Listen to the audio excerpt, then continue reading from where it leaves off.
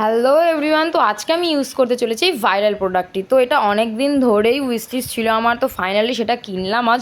তো চলো দেখা যাক এটা কতটা পরিমাণে গ্লো দিতে পারে।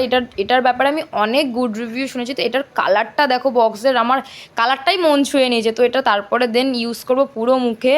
তো এটা কালার চেঞ্জিংও হয়, মাস্কটার কালারটা অলরেডি দেখতেই পাচ্ছ তোমরা কতটা সুন্দর, মানে পার্পেল কালারের বক্সের সাথে পার্পেল কালারের মাস্ক খুবই মিলে গেছে।